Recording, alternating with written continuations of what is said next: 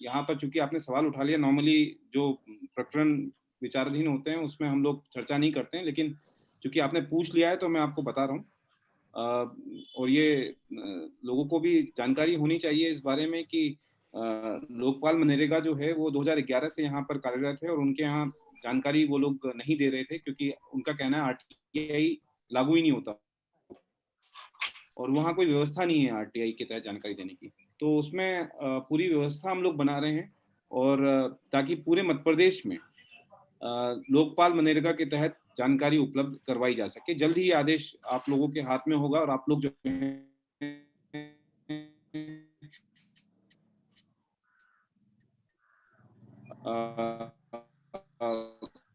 उसमें लोकपाल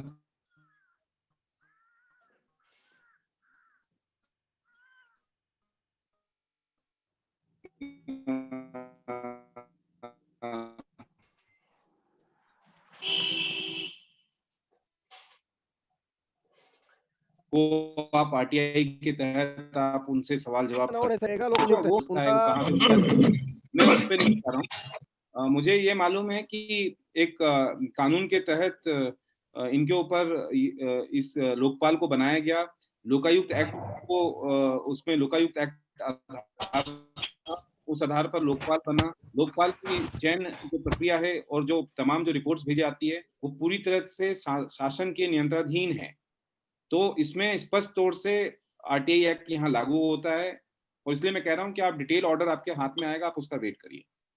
जी, जी sir. Hello, हाँ sir, नमस्कार। इसमें हाँ, मोहम्मद एक सेकंड गोस्वामी जी, एक सेकंड वेट करिएगा। मोहम्मद अंसारी जी एक प्रश्न पूछना चाह रहे हैं। अंसारी जी पूछिए आप अपना प्रश्न।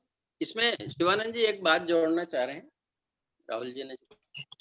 जी जी सर बोलो।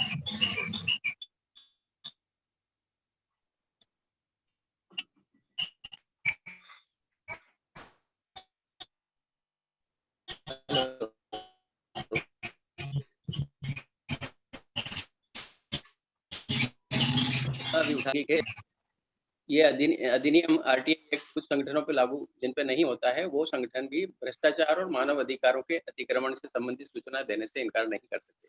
मनरेगा का सीधा सीधा संबंध मानवाधिकार से है, तो इस परंतु का भी इसमें उपयोग किया जा सकता है। हाँ, आप सही कह रहे हैं इसमें आत्मदीप जी, लेकिन इन्होंने मना नहीं किया है जानकारी देने से। दरअसल आरटीआई उन्होंने जो एक पब्लिक अथॉरिटी के तौर पर आरटीआई लागू करने की व्यवस्था जो होनी चाहिए थी वो 2011 से ही लागू नहीं है, क्योंकि ये लोग 2011 से कार्यरत हैं। लेकिन ना अभी जैसे पुष्पराज तिवारी जी ने इसमें काफी लग करके इसमें काम किया है और वो परस्यू करते जा रहे हैं लगातार इसको। उनके लगातार कार्य करने का नतीजा ये है। पुष्पराज तिवारी जी को क्रेडिट मिलना चाहिए इसका, डेफिनेटली क्रेडिट उन्हीं को जाता है, क्योंकि बड़े लगे रहे वो, उनको बड़ा डिस्करेज करते रहे लोग, लेकिन उन्होंने अल्टीमेटली जो उनका लेटर था उसके ऊपर कार्रवाई हुई, और पंचायत डिपार्टमेंट ने फिर वो लेटर जो है लोकायुक्त से पंचायत डिपार्टमेंट गया, पंचायत डिपार्टमेंट ने फिर उसको मनरेगा भेजा, और इस तरह से उसमें काम चल रहा है। तो वो एक फुटबॉल की तरह एक दूसरे को पास करते जाए डिपार्टमेंट। इसमें एक निवेदन और है कि जो धारा 2 में लोक प्राधिकारी की परिभाषा दी गई है, उसमें एक बिंदु आधार ये है कि जो भी संसद या विधायिका में पारित किसी कानून के तहत निकाय गठित हुआ है, सूचना के अधिकार के तहत लोक प्राधिकारी की श्रेणी में आता है। तो ये लोकपाल बिल तो संसद में पास हुआ है, उसके तहत मैं आपकी बातों से भी सहमत हूं। लोक प्राधिकारी की परिभाषा में आते हैं, पूरा लोकधन इन पे खर्च होता है। नहीं, बिल्कुल एक्चुअली क्या था, इसमें यही नहीं है आत्मदीप जी। बिहार में और दूसरे राज्यों में, अन्य राज्यों में लोकपाल की जो व्यवस्था होती है उसके तहत जो निर्णय लिए जाते हैं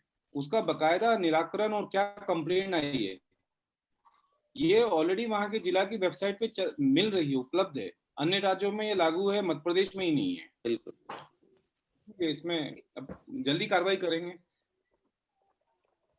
एक सुझाव और अभी बीच में आया था कि कुछ लोक सूचना अधिकारी अच्छा काम भी कर रहे हैं। ऐसा नहीं कि सारे ही लोक सूचना अधिकारी समय पे जानकारी नहीं देते हैं, कई लोग समय पे देते भी हैं।